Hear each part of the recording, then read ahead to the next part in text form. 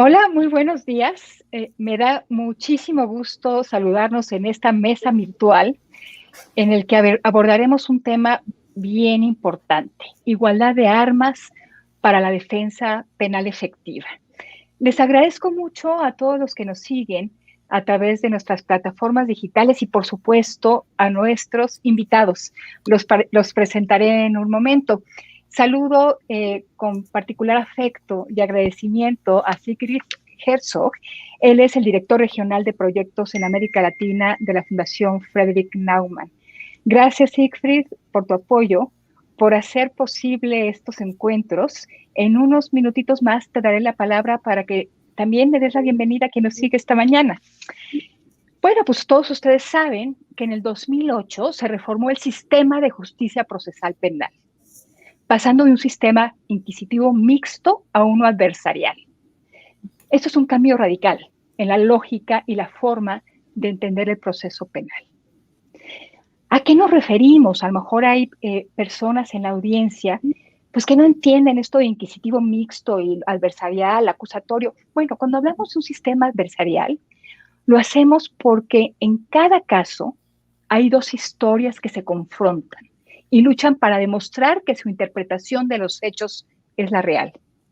Es un sistema acusatorio porque una parte acusa y la otra se defiende. Una parte tiene que probar su acusación y demostrar que quien se defiende no es inocente. Es decir, para ponerlo en palabras simples, el conflicto se da entre quienes acusan, quienes se defienden, y los jueces valoran todo lo que se expone y argumentan las partes y deciden los jueces quién tiene la razón en cada caso. Esta dinámica de acusación y defensa requiere de que cada parte cuente con las facultades y capacidades para desempeñar su rol. El marco normativo nos habla de igualdad entre las partes y la teoría nos habla de igualdad de armas entre fiscales o ministerios públicos, quienes acusan, y los defensores, quienes defienden. En el sistema tradicional de corte inquisitivo, esta dinámica era inexistente. El Ministerio Público podía reservar la investigación, lo cual negaba a la defensa la posibilidad de conocer los actos de investigación sobre los cuales se fundaba la acusación y tener las posibilidades de refutarlos adecuadamente. También el Ministerio Público contaba con la fe pública, lo que le permitía calificar como verdadero y auténtico cualquier acto que hubieran hecho o visto, aunque no fuera cierto. Bajo las circunstancias descritas, esto es, un acceso limitado a las averiguaciones previas y la fe pública de la gente del Ministerio Público, pues en estas circunstancias la defensa penal efectiva era una acción casi imposible de lograr. Por esto es que se daba la presunción de culpabilidad, aunque no estuviera establecida en ningún cuerpo normativo. Las enormes ventajas de las que disponía el Ministerio Público obligaban a la comprobación de la inocencia, no de la culpabilidad. De ahí la importancia de la igualdad de las partes y de la igualdad de armas. A 13 años de esta reforma, es importante preguntarnos, ¿está logrando la igualdad entre las partes? ¿Cuenta la defensa con las armas necesarias para poder hacer frente a acusaciones en igualdad de condiciones? El mero reconocimiento de esta igualdad procesal no la garantiza, ni provee la igualdad de armas necesarias. Se requiere que todos los actores internalicen este principio del sistema de justicia penal para proveer a las defensorías con los recursos necesarios para lograr la igualdad de las partes y la igualdad de armas. En los últimos años, los esfuerzos para el fortalecimiento del sistema de justicia penal se han dirigido principalmente a las procuradurías, fiscalías, para fortalecer sus modelos de gestión, apuntalar su capacidad investigativa, desarrollar diferentes modelos de organización, construir un marco normativo que sea pertinente a su rol en el sistema adversarial. En fin, nos hemos concentrado en dotarlas de las herramientas necesarias para lograr acusaciones efectivas con un absoluto respeto a los derechos humanos y al derecho de las partes. Esta concentración de esfuerzos para el fortalecimiento de la parte acusadora no ha sido acompañada del mismo esfuerzo de fortalecimiento de la parte defensora, quien enfrenta importantes limitaciones de recursos y esto pone en riesgo a la defensa penal efectiva. A 13 años de la reforma, vemos una enorme asimetría. Las defensorías públicas reciben en promedio 6 centavos por cada peso que reciben las fiscalías. Sus recursos se aplican en nómina y gasto corriente, pero no alcanzan para incrementar la capacidad instalada, la infraestructura o la modernización. El fortalecimiento del sistema de justicia penal cruza por el fortalecimiento de las defensorías para lograr un impacto en la calidad. Si fortalecemos a las defensorías, fortalecemos a todo el sistema.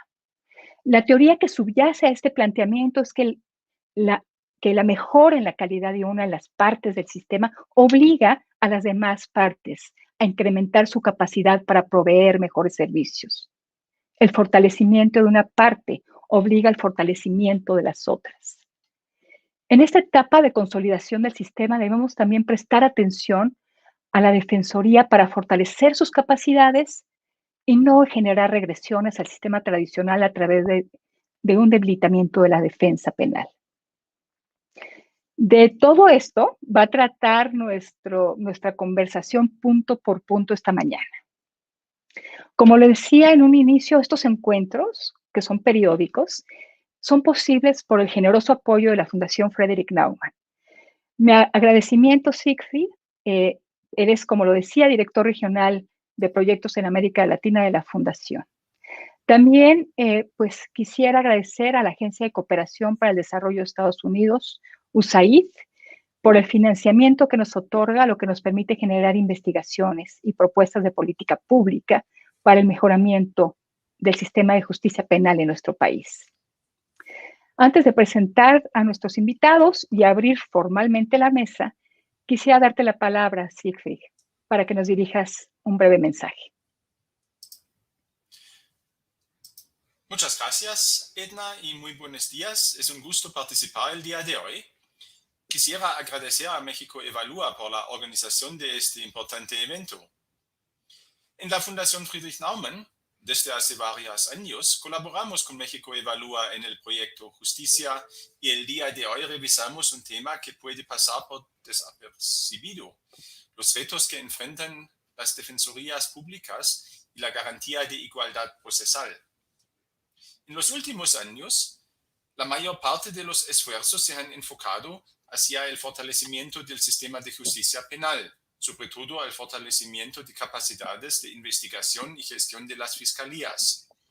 Y es importante. Por ello, celebro el hecho de que México Evalúa haya decidido voltear la atención hacia la parte defensora, que enfrenta limitaciones y es vital para el sistema penal y la impartición de justicia. ¿Por qué es importante ser partícipes de este evento y de esta discusión? Porque la defensa penal efectiva es el mecanismo que garantiza a todos el acceso a la justicia, sobre todo a ellos que no tienen recursos para comprar los servicios de abogados famosos. Esta función tiene una gran importancia en el Estado de Derecho, en el cual a través de normas se deben garantizar los derechos de los individuos. Más aún, a través de las instituciones que conforman al Estado de Derecho, los ciudadanos pueden exigir a sus representantes por la rendición de cuentas y por la impartición de justicia. La impunidad es el más grave problema en México. La transformación de la justicia es uno de los procesos más complejos del país. Es una verdad general, pero a la vez es el más prioritario. En la Fundación Friedrich Naumann para la Libertad estamos convencidos que solo con instituciones independientes y un Estado de Derecho será posible promover el acceso a la justicia y garantizar la protección de los derechos humanos para todos y todas. Es fundamental para una sociedad democrática. Además, un Estado de Derecho es un elemento clave para el desarrollo de la economía también. Para finalizar, quisiera felicitar a los aquí presentes por su labor y agradecer al equipo de México Evalúa, a Edna Jaime, Cristel Rosales y Enrique Buchó. Muchas gracias. Muchas gracias, Siegfried. Y bueno, pues ahora sí voy a presentar a nuestros invitados de esta mañana. Comienzo con, no voy a leer sus perfiles, todos son personas prominentes, pero mejor entremos a la discusión. Nos acompaña Jaime Arellano, él es director ejecutivo del Centro de Estudios de Justicia de las Américas, el CEJA. Jaime, no sabes qué honrada y qué honrados nos sentimos por tu participación esta mañana. Nos acompaña también Mirta Sagrario, ella es litigante y exdirectora del Instituto de la Defensoría Pública del Estado de Morelos. Mirta, muchas gracias por acompañarnos. Claudio Rodríguez, gracias Claudio, él es director de Defensa en Investigaciones Penales en Nuevo León. Estamos muy contentos que podamos hablar de este tema contigo esta mañana. Mi querida Ana Dulce Aguilar, ella es líder en persecución penal estratégica de ConJusticia. Gracias, Ana Dulce. Y bueno, presento a Enrique Buchot. Él es el investigador del programa de justicia en México Evalúa. Él nos va a hacer una breve presentación y va a conducir la conversación de este encuentro punto por punto. Te dejo el micrófono, Enrique. Muchas gracias.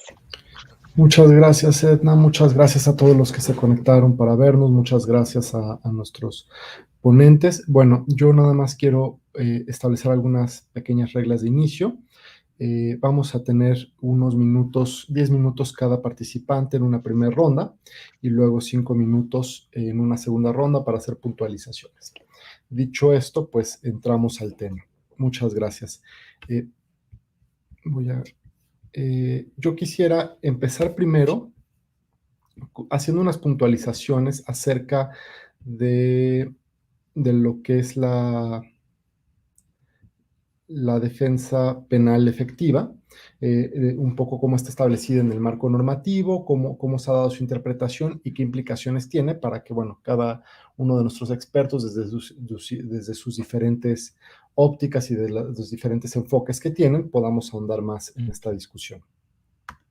Bueno, lo primero, el texto constitucional a partir de la reforma del 2008 nos define al proceso penal como un proceso acusatorio. Como bien lo comentó Edna, significa que una parte acusa y otra se defiende. Y esto solo se puede lograr de forma adecuada cuando ambas partes tienen la misma capacidad para sostener su acusación y su defensa. Esta igualdad es el núcleo del debido proceso. Para lograr esta acusatoriedad, un principio que se desprende es la contradicción. Se requiere que las partes tengan la capacidad suficiente para confrontarse y desvirtuar lo expresado por la contraparte a la que están contradiciendo. En este sentido, se observa que los principios generales se establecen como principios del proceso, la acusatoriedad a través de la reversión de la carga de la prueba, la contradicción a través de la igualdad de las partes para sostener la acusación o la defensa penal, que se manifiesta en una igualdad de armas, y, por último, que la defensa debe conocer todos los registros de las carpetas de investigación y estar presentes en todos los actos del proceso.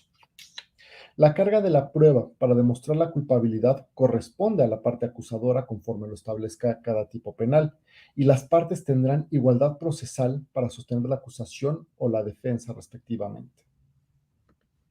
Ahora bien, estos principios vertidos en la Constitución se operativizan en el Código Nacional de Procesos Penales, en donde se establece en diferentes partes del cuerpo normativo que el principio de igualdad ante la ley se ratifica que todas las personas que intervengan en el procedimiento penal recibirán el mismo trato y tendrán las mismas oportunidades para sostener la acusación o la defensa. En este sentido, se reconoce como derechos de las partes imputadas para garantizar el derecho a la defensa penal efectiva, comunicarse con un familiar o con su defensor desde el momento en que es detenido, debiendo brindarle al Ministerio Público todas las facilidades para ello. Estar asistido por su defensor al momento de rendir sus declaraciones, así como en cualquier otra actuación, a tener acceso a él y a su defensa, a los registros de la investigación, así como obtener copia gratuita, registro fotográfico o electrónico de los mismos. Que se le permita hablar a la defensa en privado en cualquier momento con el imputado.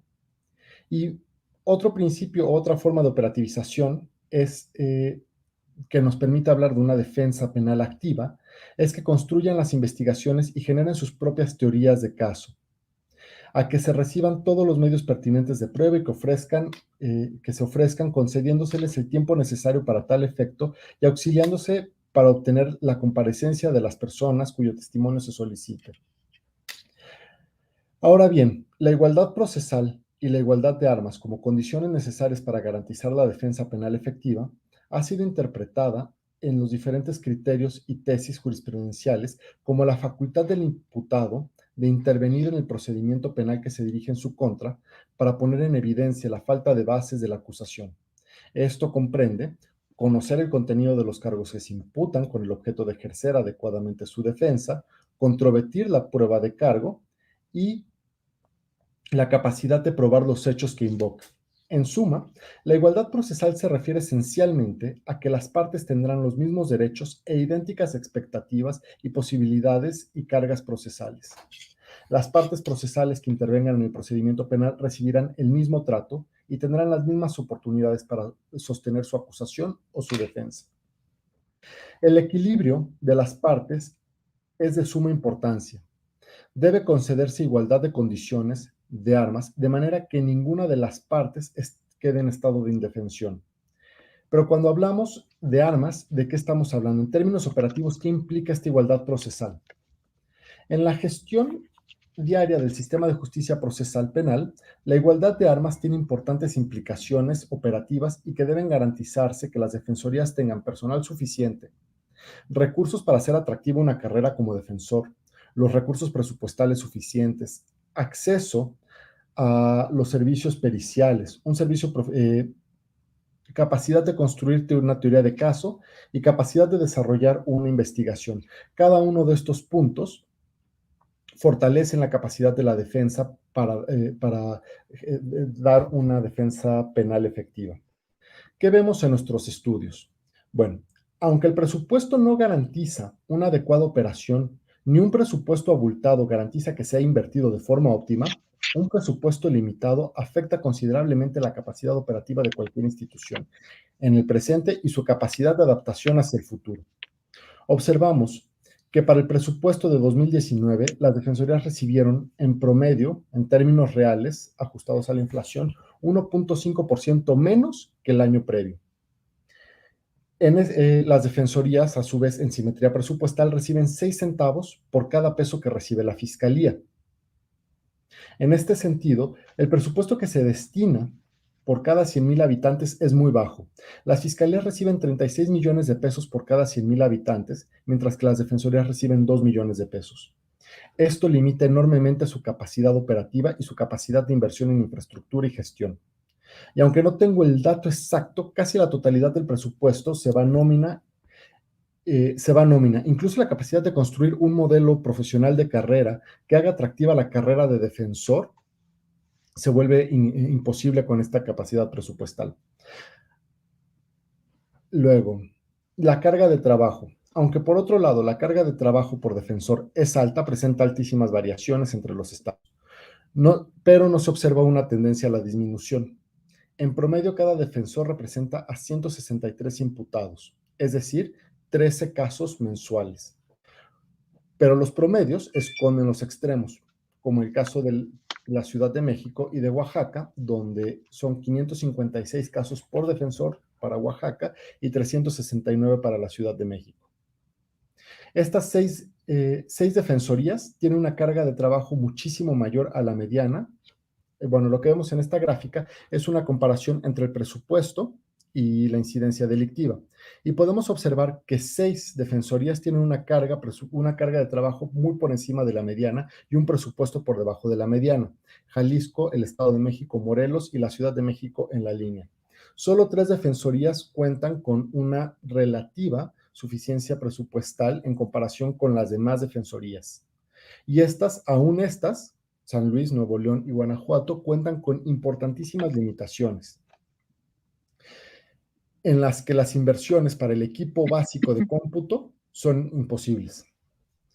No obstante, lo que nosotros hemos observado de la calidad es que si bien hay importantes limitaciones presupuestales, los defensores tienen es difícil.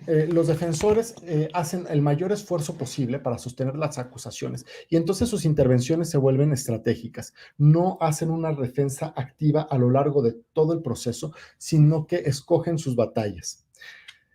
Esto pasan de ser defensas activas a defensas reactivas. Las defensorías suelen tener mayores capacidades argumentativas y suelen necesitar menos el apoyo de la lectura y un mayor control tanto de sus testigos como los testigos de la contraparte. Esto de suyo ya es impresionante, pero también observamos que tienen importantes limitaciones para construir su propia teoría de caso, dado que no tienen acceso a los recursos investigativos que pueden tener la Fiscalía. Sus investigaciones independientes sólidas se vuelven muy difíciles y pocas veces se realizan y suelen ser defensas reactivas o pasivas. Muchísimas gracias por su atención. Y ahora, bueno, para ahondar en cada uno de estos retos, tenemos diferentes expertos que nos acompañan desde diferentes ángulos. Quisiera empezar dando la palabra a Jaime Arellano de CEJA, que tendrá un tiempo hasta de 10 minutos. Muchísimas gracias. Muchas gracias, Enrique. Me parece que has hecho una muy completa... un muy completo barrido del tema.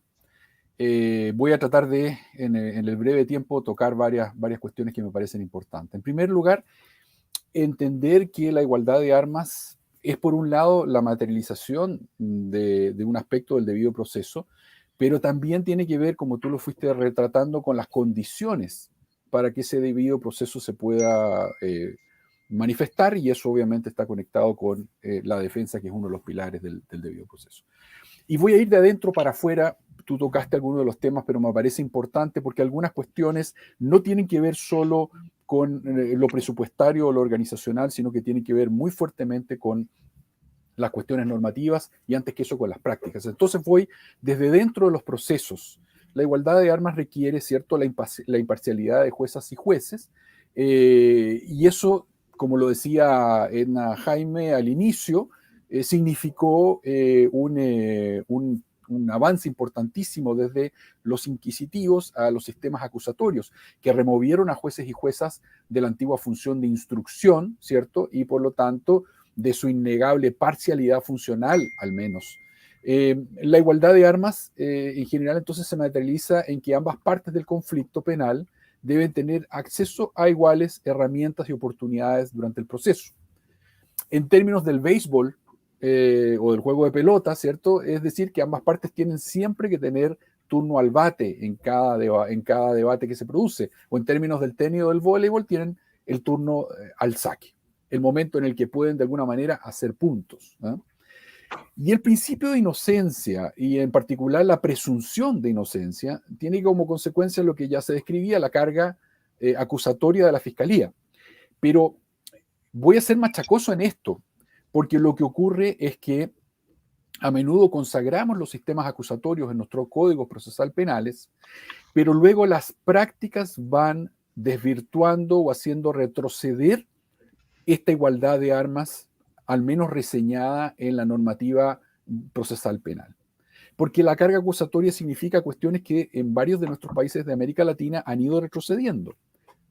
Por ejemplo, significa que la Fiscalía en las audiencias previas al juicio tienen la obligación de acreditar la legalidad y el estándar correspondiente para que se concedan medidas intrusivas, y no que los jueces o juezas eventualmente las concedan con mucha facilidad. Segundo, constatar la lectura de derechos. Escucho un ruido como que hay un micrófono abierto, disculpen. Segundo, la lectura de derechos a la persona detenida. La legalidad de la detención, con todos los componentes que supone la legalidad de esa detención, o más bien esa carga. De lo contrario, no tiene por qué presumirse que eso ha ocurrido así.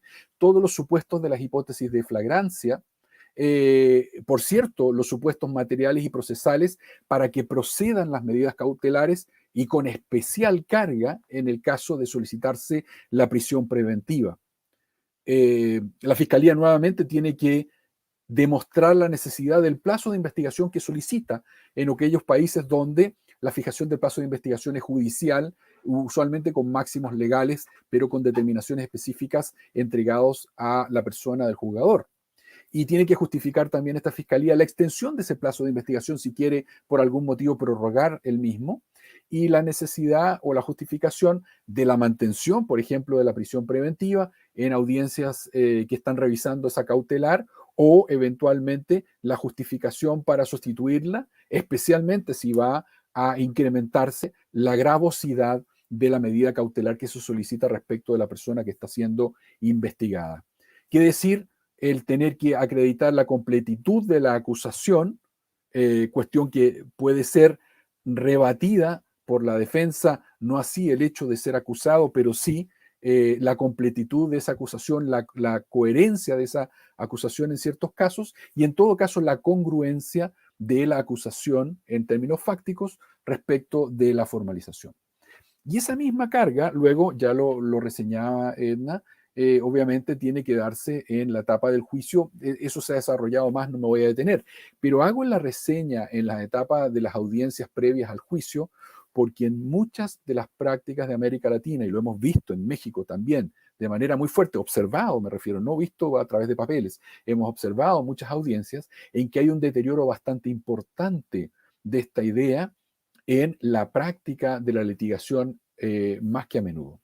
La imparcialidad, además, durante el juicio, supone nuevamente romper con prácticas que han pervivido desde el inquisitivo en la litigación y sobre todo en la dirección de audiencias por parte de juezas y jueces. Por ejemplo, los jueces y las juezas tienen que abstenerse de desarrollar una tercera teoría del caso.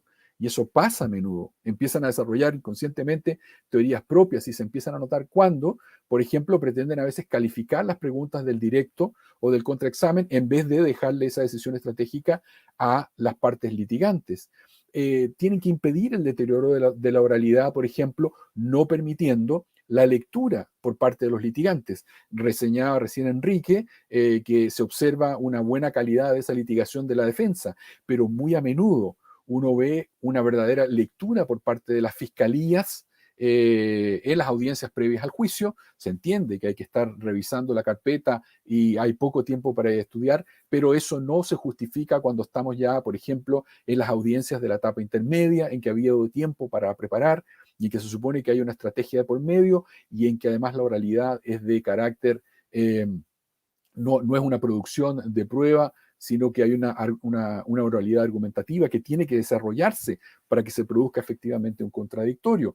No permitir no permitir que los peritos declaren simplemente presentándose el informe pericial, sino haciendo efectiva la idea de que la prueba o la fuente de información es la declaración de la o el perito en el juicio, de manera que se pueda confrontar a la fuente de la información y que luego el informe pericial sirva a efectos de aclarar, o más bien de refrescar la memoria o de mostrar contradicciones, etc. Ahí de repente las normativas procesal penales mexicanas tienden a generar en algunas ocasiones algunas dificultades en algunas entidades federativas por la manera en que se regula la incorporación del informe pericial, lo que contrabandea en el fondo información escrita que muchas veces no logra tener la confrontación que se requieren y en general, obviamente, evitar transformar las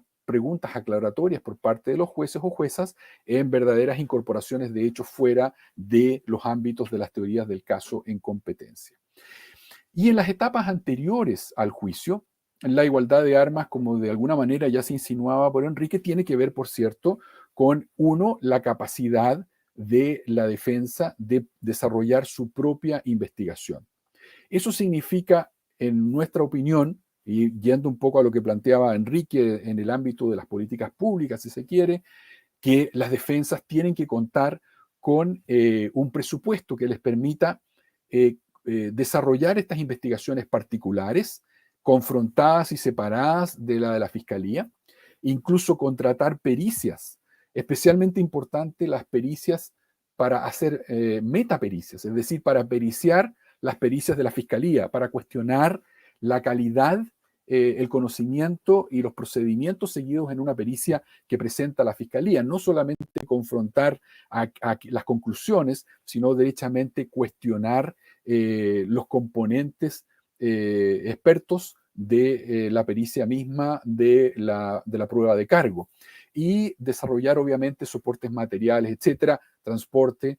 En algunos países como en Chile esto se ha resuelto por la vía de un fondo, no la generación de más personal y burocracia, sino de un fondo que la Defensa Penal Pública administra anualmente destinada a contratar investigadores particulares, pericias propias, etcétera. Y obviamente ese es un elemento fundamental para poder desarrollar una teoría del caso propia, para poder desarrollar una defensa activa y no depender necesariamente de los expertos o del desarrollo pericial y la investigación de la policía investigativa bajo cargo técnico o administrativo de la propia fiscalía. Y en lo orgánico, y con esto voy a tratar de ir cerrando, eso significa una organización competitiva. La defensa penal pública requiere una capacidad, como ya lo insinuaba Enrique, de reclutamiento y selección competitiva. Eso supone remuneraciones competitivas, por cierto, y programas de capacitación y entrenamiento permanente o formación permanente para desarrollar la labor de defensa desde el momento de la detención. Y una organización adecuada, además, que le permita atender los diversos requerimientos que tiene esta defensa técnica especializada. Eso significa, por ejemplo, una cuestión que tiene que avanzarse en América Latina, iniciar la defensa desde el momento que la persona entra detenida a la unidad policial. Porque en ese momento ya se está obteniendo información, en ese momento se puede obtener información fresca de fuente del defendido y que contrasta con la que se contiene en el parte policial y en la carpeta investigativa, que finalmente es la única información de debate que se tiene en las primeras audiencias, a menos que se cuente con la información de fuente independiente del propio cliente o de la persona detenida. Eso supone a su vez capacidad de turnos o de guardias 24/7 para ir cubriendo esas necesidades y darle continuidad a esa defensa que se da delante de las unidades policiales o incluso, ojo, en los hospitales y lugares donde se da atención médica o se constatan lesiones, darle continuidad a esa defensa con la que se produce en la audiencia de control de detención, de manera que la misma persona que ha tomado esa declaración o primeras entrevistas a su cliente es la que debate eventualmente la legalidad de la detención o incluso apremios ilegítimos, torturas u otros. ¿Ah? Y luego, especializaciones de defensa, porque las defensorías penales públicas tienen que ir avanzando, y tal vez eso lo podemos dejar para una segunda ronda, en especialización de sus defensas dependiendo del tipo de personas a las que están atendiendo. Pero ya no puede ocurrir una defensa general que sirve para todos. Hay que ir especializando según el tipo de delito y sobre todo según el tipo de persona de la que se trata el defendido. Y luego hay un tema de áreas de estudio y análisis, que es otra parte importantísima de la orgánica de una defensa penal pública moderna, eficaz, y que significa tener la capacidad de desarrollar esas líneas de litigación desde la perspectiva normativa, doctrinaria y jurisprudencial para sus casos, relacionando especialmente o desarrollando especialmente ciertos aspectos estratégicos, ilegalidad de detención, del control de identidad, consecuencias de las declaraciones de ilegalidad en el ámbito procesal, etc. Infraestructura adecuada, sin lugar a dudas. Las defensorías penales públicas deben tener un lugar que permita desarrollar un trabajo adecuado, atender privadamente a sus defendidos y atender incluso a las familias y testigos que van a apoyar. Y el uso de tecnologías hoy en día, sin lugar a dudas, ya no es un lujo, sino que es francamente una base. Y eso significa un software básico, por cierto, pero además el contar con otros elementos que permitan, por ejemplo, hoy en día, aplicativos móviles que ayuden a defensoras y defensores a dar seguimiento a su docket de causas diarias, acceso remoto a la carpeta de investigación fiscal. Si es que las carpetas fiscales se están digitalizando o mejor aún se están convirtiendo en electrónicas, lo lógico es que la defensa tenga acceso a ellas en todo momento y en todo lugar. Y finalmente, el uso de inteligencia artificial se está dando ya en aplicativos. La Defensa Penal Pública chilena hace unas cuantas semanas atrás inauguró un piloto de asistente virtual en los móviles de las defensoras y defensores. Reciben información la mañana misma en que tienen las audiencias de control de detención de sus casos, además con logaritmos probabilísticos que estiman la probabilidad de declaración de legalidad de la detención, de prisión preventiva y de plazo de investigación, lo que les permite tomar decisiones. Finalmente, igualdad institucional. Junto con lo procesal, junto con recursos e infraestructura, la defensa penal pública tiene que estar en una igualdad de armas frente a la fiscalía en el sustrato del aparato estatal. Y eso significa, en opinión nuestra en Ceja, que la defensa penal pública debe ser autónoma. Autónoma del Ejecutivo, desde luego no puede depender de la Fiscalía y tampoco es conveniente que dependa de un Poder Judicial.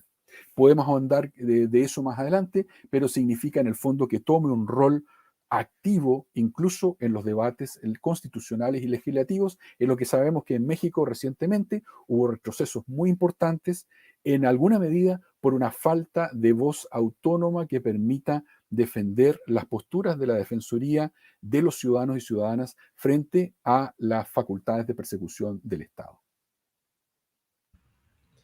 Muchas gracias, Jaime. Muchas gracias. Pues creo que lo que plantea son varios puntos, todos igualmente importantes. El núcleo del ofrecimiento y la generación de la prueba y la evidencia, como la igualdad orgánica, la capacidad para generar una carrera atractiva como defensor y, bueno, esta parte de igualdad institucional. Ahora quisiera darle la palabra a Ana Aguilar, directora de persecución penal de Conjusticia. Muchísimas gracias por 10 minutos. Muchas gracias, Enrique, y muchas gracias a México Evalúa y a la Fundación Friedrich Naumann y USAID por esta invitación. Un honor compartir también con colegas y conocidos que admiro mucho. A mí me gustaría regresar a algo un poco básico, pero que de alguna manera lo refería Edna hace un momento. Hay que partir siempre, y esto es especialmente importante en los países que hemos transitado de sistemas inquisitivos a sistemas adversariales, que la situación de las personas sujetas a cargos penales es sumamente precaria, siempre. Su reputación, su forma de vida, su libertad están en juego, mientras el Estado persigue el objetivo justificado de administrar la justicia penal, es decir, de controlar el delito manifestado en acciones de detección, enjuiciamiento y de sentencia de personas. De ahí que es sumamente relevante garantizar el respeto por los intereses y los derechos de quienes son sujetas a proceso penal. La omisión de hacerlo mina la legitimidad del proceso que está llamado a generar consecuencias para la criminalidad. Y al final del día el Estado de Derecho. Y este respeto por el Estado de Derecho a través del juicio justo implica el respeto también por la dignidad de las personas, ya que limita al Estado en el ejercicio del poder. Impide, de hecho, y esto es bien importante en términos de igualdad de armas, el ejercicio arbitrario y opresor de este poder penal. Sin el debido proceso, no podemos realmente garantizar un Estado de Derecho. Por eso el debido proceso o el juicio justo guarda un lugar prominente en toda sociedad democrática. Entonces, el concepto de igualdad de armas, justamente, como ya decía Edna, como ya decía Jaime, forma parte del núcleo del derecho del debido proceso porque asegura que las partes en el proceso penal, esto también es importante mencionarlo, tanto como lo permiten sus roles, porque nunca realmente van a estar en una situación de igualdad. Hay que buscar ese ideal, pero las ventajas naturales de las fiscalías de la persecución penal son obvias, ¿no? Entonces, hay que asegurar que al menos en el ámbito procesal existe esa igualdad de oportunidades para presentar y preparar sus casos. En este sentido, estas oportunidades procesales se van a referir a derechos que factible y deseadamente pueden ser recíprocos y que son diseñados para remover desventajas. Me importa resaltar tres cosas respecto de la igualdad procesal o igualdad de armas. Primero, el nexo innegable, que además ha sido confirmado por múltiples tribunales nacionales, internacionales de derechos humanos. Hay un nexo innegable entre la igualdad de armas y la defensa penal. La igualdad de armas es instrumental para elevar la probabilidad de un juicio justo con un resultado correcto. ¿Qué significa esto del resultado correcto? que la decisión del tribunal es precisa y confiable en el análisis de los hechos, de las pruebas y de la aplicación de la ley. Y esto solo se puede lograr cuando se permite que las partes comuniquen de manera fluida información de calidad al tribunal. En segundo lugar, la igualdad de armas tiene un valor intrínseco que se refleja en el respeto por la dignidad de las personas imputadas, porque las empodera para que participen de manera efectiva en el proceso que va a determinar su destino. Es el reconocimiento de su subjetividad, de que son personas ciudadanas de esta sociedad a la que pertenecen. Y finalmente, de manera colateral, también, digamos, la igualdad de armas contribuye a la buena gobernanza, refleja el respeto por este Estado de Derecho que ya mencioné y que contribuye además a mejorar la percepción sobre el sistema de justicia penal.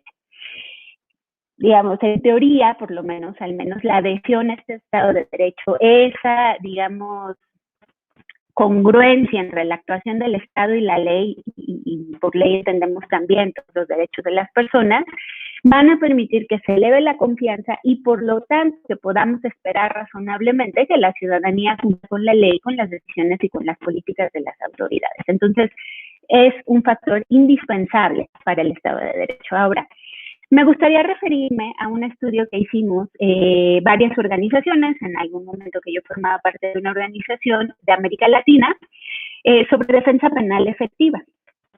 Hay muchísimos derechos que identificamos y por muchísimos les digo que en el marco del Sistema Interamericano de Derechos Humanos identificamos al menos 20 derechos que están relacionados con la defensa penal efectiva.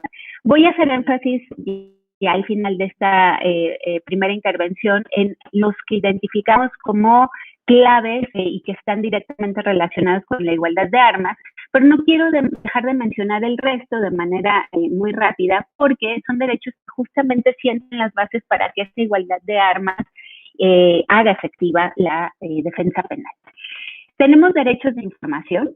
Aquí identificamos desde el derecho a la información de las personas de por qué las detienen, cuáles son los cargos penales, cuáles son, incluso desde la defensa, las posibilidades, ¿no? Para defenderlos mejor. Y también, por ejemplo, el derecho a tener acceso a elementos de prueba. Esto es algo indispensable también, sin lo cual no es posible la igualdad de armas. Otro conjunto de derechos que identificamos en este estudio son los derechos relacionados con la defensa en propio interés. Y estos son todos los que tienen que ver con la relación tan importante que guarda una persona defensora con la persona que defiende, desde la confianza, desde la comunicación privada, el asesoramiento en momentos claves y todo el tiempo durante el proceso, la importancia de la existencia de la defensa pública o algún sistema que permita que las personas que no tienen recursos puedan pagarlas. Y por otro lado, pues el conjunto de derechos que en realidad nosotras en este estudio le llamamos garantías judiciales y que son todos aquellos elementos del debido proceso que conocemos: presunción de inocencia, libertad durante el proceso, decisiones fundadas y motivadas, no autoincriminación, recurso efectivo. Pero me importa centrarme en este último grupo que identificamos relacionado con la igualdad de armas, que son todos estos derechos o garantías vinculadas con la efectividad de la defensa. Tenemos en primer lugar el derecho a investigar el caso y a proponer pruebas, que ya bien lo mencionaban antes, y esto es indispensable que sea real. La Corte Interamericana en múltiples casos ha dicho que la posibilidad debe ser real de investigar el caso y proponer pruebas. Y esto significa que realmente puedan las defensorías hacer investigaciones para hallar estos elementos de prueba. Las defensas en general, privadas y públicas. En este sentido, esto también es bien importante. Esto implica que la defensa debe ser proactiva y no meramente crítica de la acusación, que es algo de lo que hemos visto que pasa mucho en México, precisamente porque no está realmente garantizada la igualdad de armas en estos sentidos, tanto prácticos, normativos como estructurales. Un segundo derecho relacionado con la igualdad de armas es el derecho a contar con suficiente tiempo y posibilidades para preparar el caso. Y aquí estamos hablando de que la defensa debe ser oportuna. El ejercicio de la defensa no solo debe ser permitido, sino favorecido. No se admiten las restricciones a la labor de las personas defensoras y siempre tienen que tener la posibilidad de presentar pruebas de descargo. Entonces aquí Esto es una cosa que también ha enfatizado muchísimo la Corte Interamericana y que también está relacionada con el tema de igualdad de armas en la producción y control de la prueba y en el desarrollo de las audiencias públicas y contradictorias. Esto digamos, se establece la jurisprudencia interamericana que ya hemos citado o que, digamos, a la que ya les he mencionado, establece con claridad que una de las condiciones del juicio imparcial es la verdadera contradicción. Entonces es indispensable que realmente se pueda producir y controlar pruebas por parte de las defensas. Y finalmente, un derecho que es muy importante y que también es parte de este set de derechos relacionados directamente con el tema de igualdad de armas, es a contar con un intérprete de confianza y a la traducción de documentos y pruebas. ¿Por qué? Porque nos permite también garantizar, ¿no?, la justicia, el acceso a la justicia cuando existe alguna condición de vulnerabilidad y en específico cuando se trata de personas que no hablan el idioma en el que se llevan a cabo los procesos.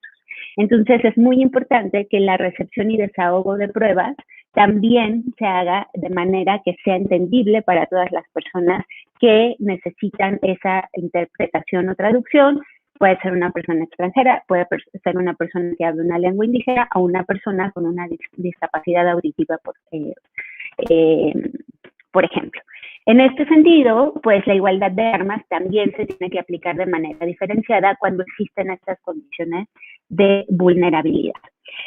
En el caso de México, ya con esto termino, porque seguramente mis colegas Mirta y Claudio saben mucho más al respecto. En este estudio sí identificamos una serie de, sobre todo, factores sistémicos que obstaculizan la defensa penal efectiva, sobre todo, y esto ya lo mencionaba Jaime también, en términos desde estructurales a normativos.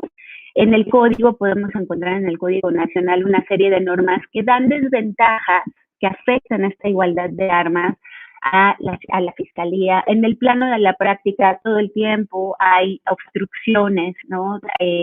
Más o menos, dependiendo mucho de las jurisdicciones, pero sí existen, por ejemplo, para acceder a los registros de investigación. En fin, hay una serie de situaciones que han obstaculizado desde que la reforma al sistema de justicia penal se implementó, que han obstaculizado la verdadera defensa penal efectiva. Yo lo dejaría por lo pronto ahí. Y pues más adelante podemos seguir hablando sobre estos temas. Muchas gracias. Muchas gracias, Ana. Pues es muy importante todo lo que mencionas de las formas en las que se descompone la igualdad de armas y todos los derechos a los que abarca y que es un instrumento, es instrumental para un juicio justo, para un debido proceso. Muchas gracias. Le quiero dar la palabra a Claudio, que nos acompaña desde la Defensoría Pública de Nuevo León. Él, en la experiencia del día con día, nos dará sus palabras hasta por 10 minutos. Muchísimas gracias, muchísimas gracias por la invitación. Soy Claudio Rodríguez, como mencionaron ahorita, la Defensoría Pública del Estado de Nuevo León, director de investigaciones penales. Desde nuestra función identificamos dos parámetros muy importantes en la igualdad procesal y la igualdad material. Por primera parte, la igualdad procesal, si bien la intención cuando se hizo la reforma del 2008 es que fueran exactamente iguales, sí quedaron algunos resquicios del sistema inquisitivo. Incluso me gustaría ser puntual en algunos que creo que todavía se pueden mejorar en temas normativos, como por ejemplo pudiera ser la reclasificación del Ministerio Público. El Ministerio Público tiene todavía la facultad de reclasificarnos un asunto cuando está en juicio y no tenemos el tiempo. Nos dan un término de 10 días ya en la audiencia de juicio para poder nosotros plantear una defensa. Pues no estamos en igualdad de condiciones de armas que lo que pudiera ser el fiscal, que tuvo todo el tiempo para integrar esta investigación, ¿no? Otra cuestión que creo es importante, por ejemplo, la participación del defensor en la investigación desformalizada, que pues, legislativamente sabemos que está limitada hasta el momento en el que me detienen o en el momento en el cual me citan.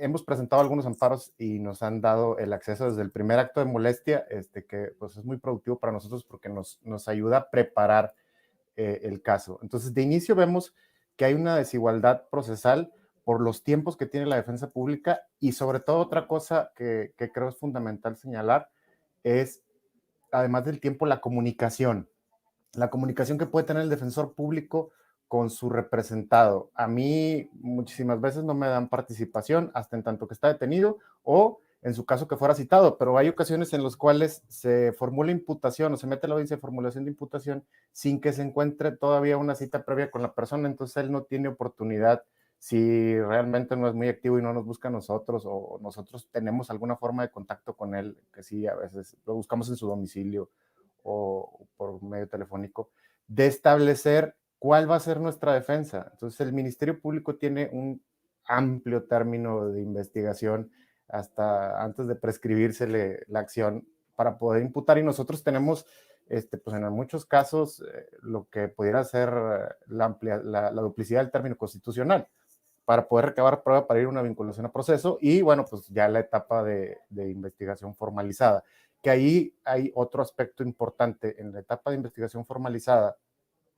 Creo que el Ministerio Público siempre ha sido tomado y a la fecha se le toma como una autoridad para efectos de investigación. La investigación para el defensor público es mucho más desgastante en términos de poder tener que pedir auxilios judiciales. El Ministerio Público directamente solicita la información casi a cualquier, digamos, entidad pública o privada, o personas incluso, y tiene una respuesta inmediata. Nosotros muchas veces tenemos que litigarlo y llevarlo al auxilio judicial cuando ya no lo niegan, demostrarle al juez que no quisieron participar en la investigación de la defensa pública. Todo esto, además de la complejidad que nos lleva ya por la cantidad de asuntos que se llevan por parte de un defensor público, esto complica que nosotros podamos dar esa defensa activa. Es muy importante remarcar que ese es el gran cambio de igualdad, que ahora la defensa debe ser activa, la defensa debe ser propositiva, y para ser propositiva se tiene que hacer con prueba. Esa prueba se lleva mediante la comunicación que tengamos con nuestro representado y sobre los elementos que podamos nosotros aportar en temas periciales. Afortunadamente, y la Defensoría del Estado de Nuevo León cuenta con un área de apoyo técnico. Yo sé que no en todos lados es lo mismo.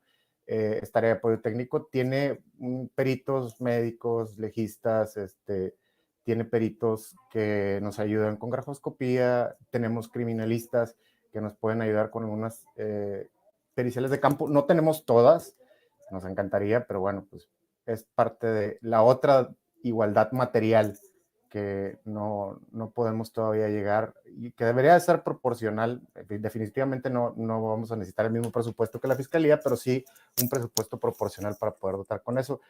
Y nos vemos en la necesidad, por ejemplo, de hacerlo a través de instituciones o solicitar al juez, como lo señala el 103, de instituciones públicas y estas no participan en el proceso o definitivamente el juez no accede a estas peticiones. Entonces, para nosotros es más difícil la labor de hacer una teoría del caso propositiva porque el Ministerio Público actúa todavía como autoridad, porque no tenemos las mismas herramientas periciales, y creo que esto también nos lleva a tener que hacer evaluaciones de las pruebas que ofrece el Ministerio Público, y este es un tema más de criterio y práctica del juez, que yo, por ejemplo, solicito sobre una víctima que quiero comparecer a entrevistarla y bueno, se niega, el Ministerio Público nos hace ir a audiencia, no lo quiere citar tampoco él, tengo que ir con el juez y el juez al final me dice que para no revictimizar yo no lo puedo entrevistar, pero tampoco se hicieron adecuadamente. Por ejemplo, en el caso de los menores es muy notorio, nunca se videograban estas entrevistas que se hacen con los menores, que pudiéramos tener acceso a esa videograbación y pues bueno, estar seguros de cómo se realizaron las cosas y si se hicieron objetivamente las preguntas como se tendrían que hacer entrevistas. Creo que la igualdad procesal es más corta. Definitivamente esta reforma fue brutal. A mí me tocó litigar el sistema inquisitivo y es un cambio muy radical. Nos da muchas herramientas, pero todavía falta en temas normativos y en temas de prácticas mejorar mucho. Y por la otra parte, por la igualdad material, pues en el 2016 me tocó tomar cargo como director de investigaciones. Teníamos un presupuesto de 320 millones de pesos y ahorita tenemos en este año uno de 280 millones de pesos. Entonces ha ido decreciendo el presupuesto y, como efectivamente lo mencionaron, muchas veces nos queda pues para pago de recurso humano y papelería y algunas cosas más. Independientemente de esto, no es una actitud derrotista. Creo que esto también es de creatividad y no todo es dinero. Hemos hecho un modelo de organización que nos ha ayudado.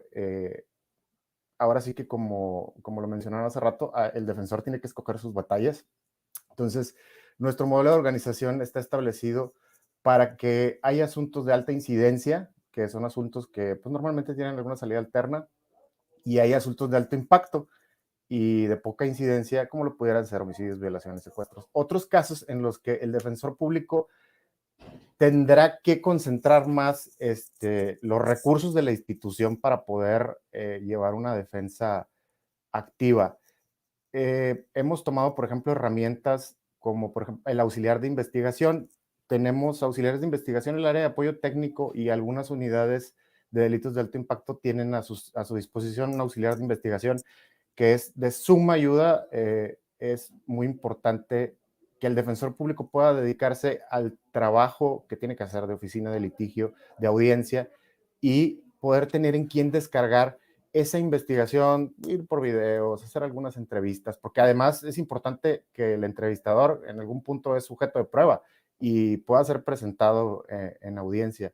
Este esquema del auxiliar de investigación nos ha sido muy útil. Tenemos como 3 años más o menos trabajando. Nos faltan más auxiliares de investigación, pero bueno, con lo que tenemos presupuestalmente tratamos de proyectar siempre un esquema que le facilite al defensor público una defensa activa. Por supuesto, creo que se puede hacer más en el tema de una defensa activa.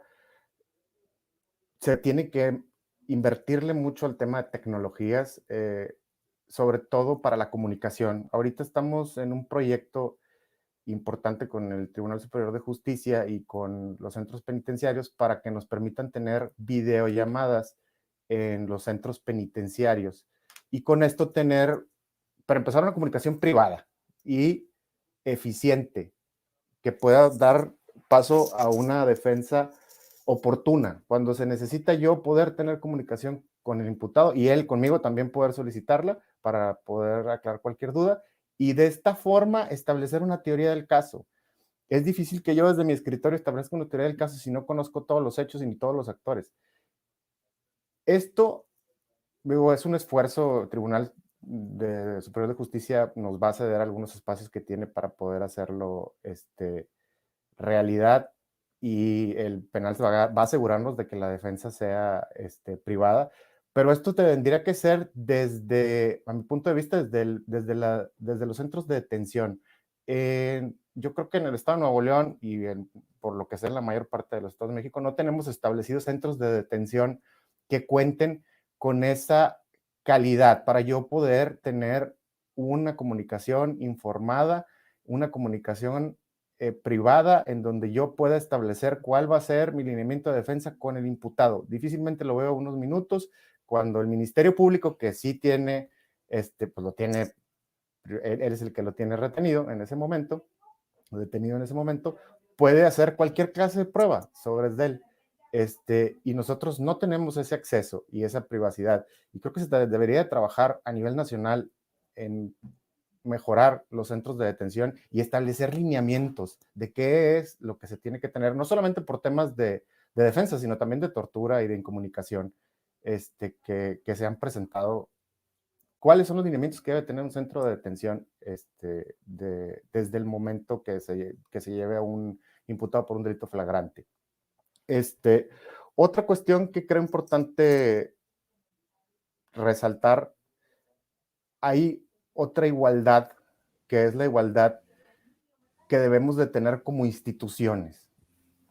Y esto es muy distante. Efectivamente, nosotros somos autónomos, por ahí creo que Jaime lo mencionaba, la Defensoría Pública del Estado de Nuevo León es autónoma, pero no tenemos esa autonomía presupuestal. De alguna forma estamos supeditados a tener que ejercer nuestro presupuesto a como nos lo dieron, como nos lo pidieron y como es un tema ahí más político. Sí tenemos una autonomía técnica y me queda claro que la ejercemos siempre y de gestionar nuestros recursos, muy bien, pero no, nosotros no los pedimos. Entonces, al final, si en este caso, por ejemplo, el Ejecutivo ha estado reduciendo el presupuesto por cuestiones económicas, nosotros no tenemos dicho, nosotros mandamos nuestro presupuesto y no se hace. Creo que sí debería ser una autonomía completa.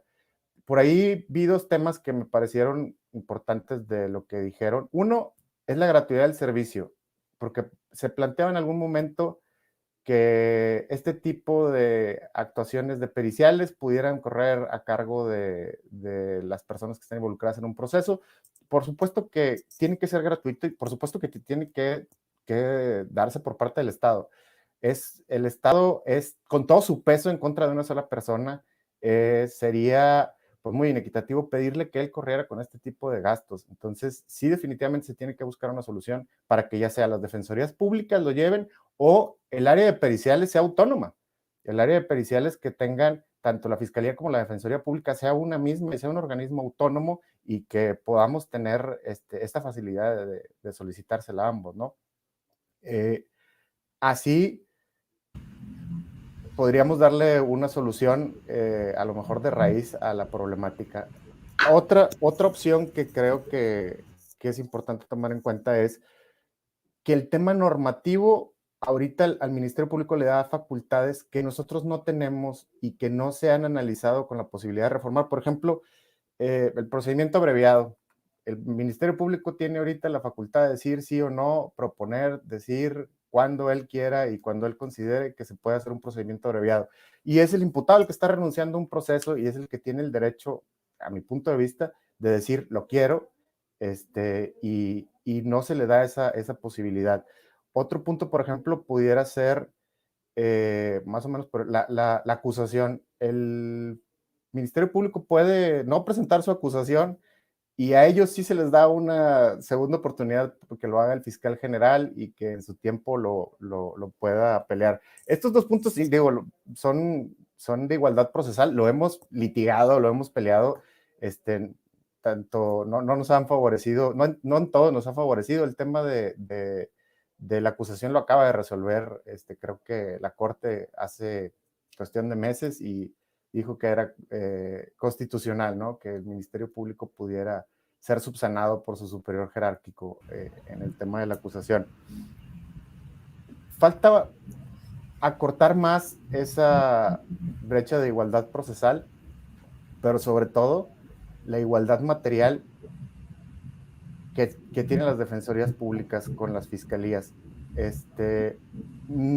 Entendiendo que no es nada más un tema económico, entendiendo que es un tema de cómo se va a aplicar esos recursos y entendiendo que se tiene que hacer un uso responsable de estos recursos y no, les digo un caso, por ejemplo, aquí, he estado 6 años, apenas el próximo mes vamos a lanzar un sistema que va a poder llevar los casos, nosotros los vamos a poder consultar a través de internet. Hemos tenido como 3 o 4 intentos de hacerlo a través de asociaciones, en un primer sistema que se hizo, y a veces siento que se ha politizado un poco las cosas y en vez de aplicar el recurso para que fuera un sistema unificado, como sé que existen en otros estados, en el que la Procuraduría, el Poder Judicial y la Defensoría Pública comparten la plataforma de información, cada quien ha tenido que hacer el suyo. Entonces, creo que no nada más es un tema de dinero, porque aquí tenemos el sistema de la Fiscalía, que está brutal, el sistema del Poder Judicial, que también, y el sistema de nosotros, que apenas lo vamos a iniciar, es más casero, no tenemos la infraestructura para hacer algo tan... Pues, como el que tienen estos dos operadores, pero de un inicio creo que se ha gastado dinero un poquito ahí innecesariamente, siendo que podríamos haber jugado. Perdón que te interrumpa, No sé si pudiéramos continuar con toda esta parte presupuestal en la siguiente ronda de 5 minutos. Creo que has hablado, pues abierto una gran cantidad de temas sobre los que vale la pena ahondar, que es la igualdad para la generación de la evidencia, la falta de tiempos, la necesidad de contar con más tiempos o acceso a etapas previas en la investigación. Y bueno, en el reporte de hallazgos, nosotros dentro de la calidad que analizamos fue justamente la de en Nuevo León, y nos llamó muchísimo la atención que era evidente la selección de las batallas que hacía la defensa. Y bueno, por último, las facultades adicionales que tiene el Ministerio Público, que a ustedes les falta. Creo que podríamos ahondar sobre concretamente este tema. Ahora quisiera darle la palabra por 10 minutos a Mirta, que fue defensora, que fue directora de la defensa en el estado de Morelos. Por 10 minutos, por favor, 10 minutos. Muchas gracias. Muchas gracias. ¿Qué tal? Antes que nada, buen día a todas y todos. Un placer poder estar participando en este panel de gente tan prestigiada y con tanta experiencia en el tema de no solo del sistema de justicia penal de corte acusatorio, sino también en el tema del servicio de defensa pública. Como bien lo dijeron hace un momento, he tenido la oportunidad de vivir desde un punto de vista tanto de litigio y de operadora como defensora pública a la implementación del sistema de justicia, no solo en el estado de Morelos, sino en el país, y posteriormente pues tuve el honor de poder dirigir una institución y precisamente generar aquellos trabajos que nos pudieran llevar a concretar todo esto que se ha venido comentando por parte de las personas que han antecedido al uso de la voz. ¿En qué sentido? ¿Dónde está teniendo problemas en generar la defensa pública en el país, en México? Y aquí debemos de partir de dos situaciones. A diferencia de Chile, que he tenido oportunidad de conocer su sistema de justicia penal y realmente es la referencia internacional que podríamos tener y muy aspiracional, las defensorías públicas de México, no menos cierto es que en Chile tienen una defensa pública nacional, por así decirlo. En cambio, aquí en nuestro país vamos a enfrentar un primer reto. ¿Cuál es este? Bueno, el primer reto que nosotros tenemos es precisamente que tenemos una defensoría pública federal, con competencia evidentemente en delitos de carácter federal, y tenemos más de 30 defensorías públicas del fuero común con ciertas particularidades, como hace un momento lo comentaba el licenciado Claudio. ¿Por qué? Porque evidentemente cuando yo escucho y dicen, oye, es que han reducido nuestro presupuesto, pero nuestro presupuesto ascendía a 280 millones de pesos, quiero comentarles que la experiencia en lo local, en el estado de Morelos, es que el presupuesto nunca ha llegado a los 20 millones de pesos. Y estamos hablando de un presupuesto anual donde la defensa pública tiene un porcentaje de más del 90% de asistencia y representación en todos los casos de carácter penal, lo que impacta precisamente en la carga de trabajo, en la mayoría de los casos rebasa la capacidad humana y material que va a tener una defensa pública de manera general.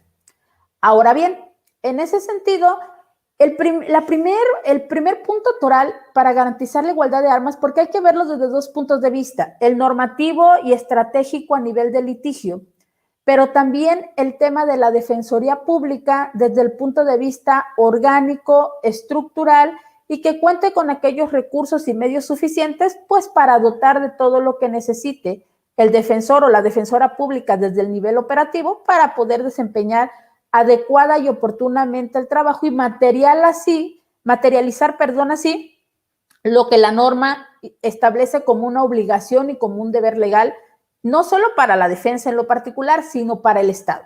¿Y a qué nos vamos a enfrentar entonces? Si revisamos al inicio de la conversación, uno de los expertos comentaba algo que es muy cierto. Uno de los problemas más graves que tenemos en México es que no se ha definido a quién se le va a permitir en un momento dado o a quién vamos a asignar esa institución. Y entonces tenemos una experiencia desde el punto de vista de que la Defensoría Pública como dependencia o institución pertenece al Poder Ejecutivo, y ahí viene un cuestionamiento. Un Poder Ejecutivo que tienen varios estados, porque no en todas las entidades federativas vamos a hablar de una fiscalía autónoma, sino que en muchas aún prevalecen algunas procuradurías generales de justicia del estado dependiente del Poder Ejecutivo, y ahí es donde viene la suspicacia social. Tú, Estado, me detienes a través de tu policía. Tú, Estado, me acusas y me investigas a través de tu procuraduría. Y tú, Estado, vienes y me defiendes a través de tu defensoría pública. Evidentemente, ahí vamos a encontrar un obstáculo social porque hay carencia de confianza social hacia la institución. ¿Por qué? Porque ¿cómo se podría garantizar la imparcialidad? Partiendo de esa idea, se tuvo otra experiencia y hay otra práctica donde las defensorías públicas pertenecen a los poderes judiciales. Pero el problema que vamos a tener aquí es precisamente esta percepción social, nuevamente, porque entonces tenemos que tanto el órgano que va a resolver la situación jurídica, que va a imponer medidas cautelares y que probablemente va a dictar sentencias condenatorias, pertenece al mismo poder de aquella persona que va a defender los intereses de la persona sujeta al proceso en calidad de imputado, en calidad de acusado o en calidad de sentenciado si llegamos hasta la etapa de ejecución. Ahí es donde nosotros tenemos esta problemática de credibilidad social. Finalmente tenemos otra experiencia que les comento, es la que ha enfrentado o ha asumido el estado de Morelos a partir del año 2013, donde buscando cierta autonomía técnica, jurídica y de gestión, se creó como mismo descentralizado. No menos cierto, eso no quiere decir que estamos hablando de una plena autonomía. ¿Por qué? Porque sigue perteneciendo en un momento dado sectorizadamente al Poder Ejecutivo. ¿Qué es lo que hace falta en un momento dado en estas circunstancias? Bueno, lo que estaría haciendo falta entonces, en consecuencia, sería buscar precisamente generar esa autonomía constitucional para que estemos en una igualdad de armas, por así decirlo, en un nivel de estructura, con las fiscalías generales del Estado, que tienen una autonomía que les permite precisamente administrar de manera eficaz las necesidades reales que se manejan día a día, pues precisamente el presupuesto que esté asignado y poder justificar ante el Congreso de sus respectivos estados la necesidad de un aumento presupuestal, lo cual necesariamente nos va a llevar de la mano a un tema primordial para garantizar una defensa no solo técnica, limitada a lo que establece la propia Constitución, entendida como una defensa técnica, aquella que ejerce cualquier persona que tiene el título de licenciado en Derecho o abogado. Lo que no significa que sería adecuada, porque para que sea adecuada tendríamos que estar hablando necesariamente de que domina las estrategias de litigación y sabe que debe de manifestarse en un momento dado de manera oportuna en cada fase procesal, dependiendo si se encuentra en audiencia preliminar, en audiencia intermedia, en audiencia de juicio o en etapa de ejecución penal, e incluso en la tramitación de los recursos y amparos correspondientes a los que tiene derecho toda persona imputada. Lo que necesariamente tiene que incidir en establecer un servicio civil de carrera. Si nosotros buscamos la forma en que ingresa el personal operativo a las defensorías, vemos que es muy limitado el hecho de que existan convocatorias públicas y concursos de oposición que realmente garanticen y den certeza de esta igualdad de oportunidades para poder ingresar y ser servidor público de la defensa. Lo cual no solamente me tiene que llevar a mí como abogada a decir quiero ser defensora, sino también esa sensibilidad de apoyar en un momento dado a aquellas personas que enfrentan este proceso.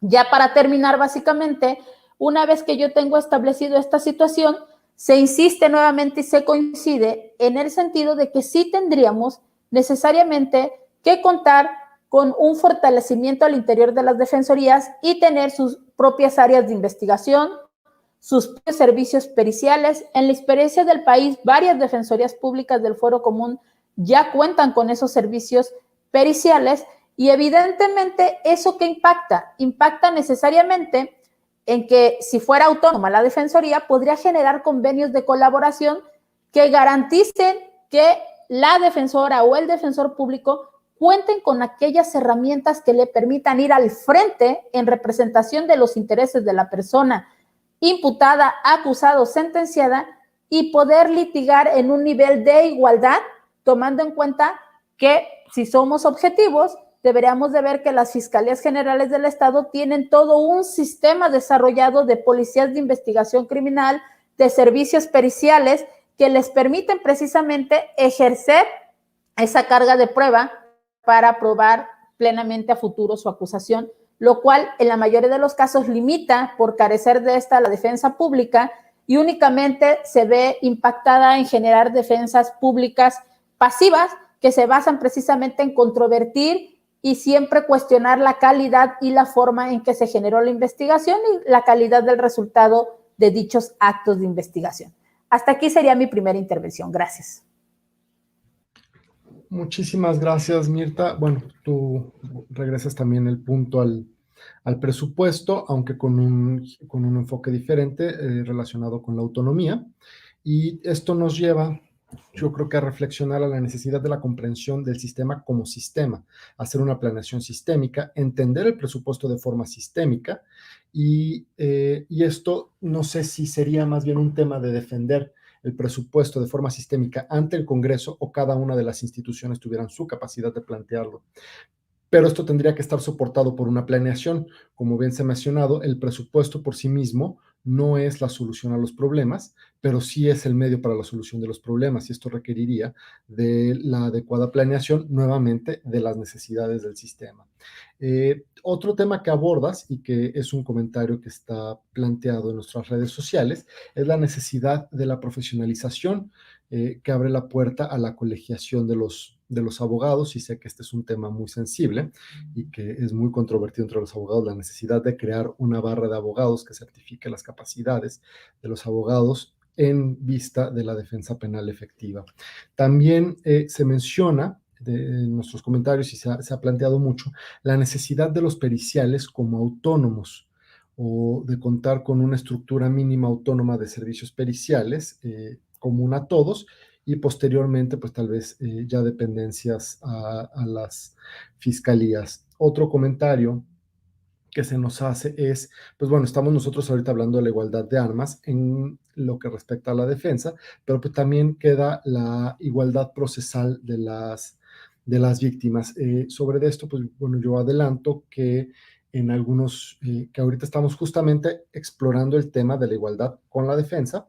Posteriormente lo haremos en otros espacios sobre las víctimas y que, bueno, queremos nosotros en nuestro reporte de hallazgos explorar este tema de igualdad procesal de todas las partes. No nos estamos olvidando de las víctimas. Y bueno, quisiera dar la palabra por 5 minutos nuevamente a todos nuestros expertos para que ahonden ya sea en temas que se les quedaron pendientes o que quisieran dar respuesta. Muchísimas gracias. Empezamos con Jaime. Enrique, muchas gracias. Y ¿sabes qué? Voy a partir por algo que debí haber hecho al principio, que fue agradecer la invitación. Con esto de estar contra el tiempo me apuro a veces, yo llego y entro a las materias, así que perdonen la falta de cortesía.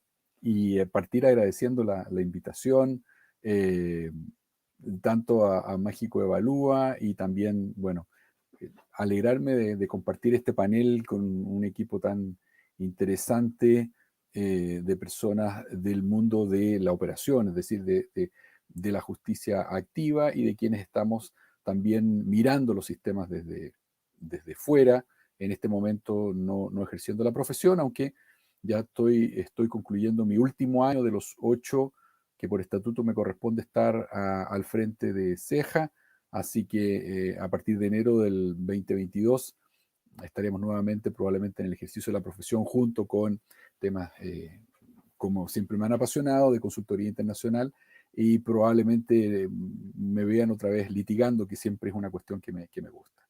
Quiero volver al tema que Mirta trataba al final nosotros acabamos de publicar hace unos días un estudio sobre la autonomía de las defensas penales públicas en conjunto con la Defensoría Penal Pública chilena, que no es autónoma, depende del Ministerio de Justicia. Se debatió en algún momento eso y fue, digamos, la situación político-legislativa que quedó al momento de instalar las reformas. Y en este estudio que hacemos sobre la autonomía de las defensas penales públicas planteamos la importancia, como les decía, de que las defensas penales tengan una autonomía, ojalá, de rango constitucional.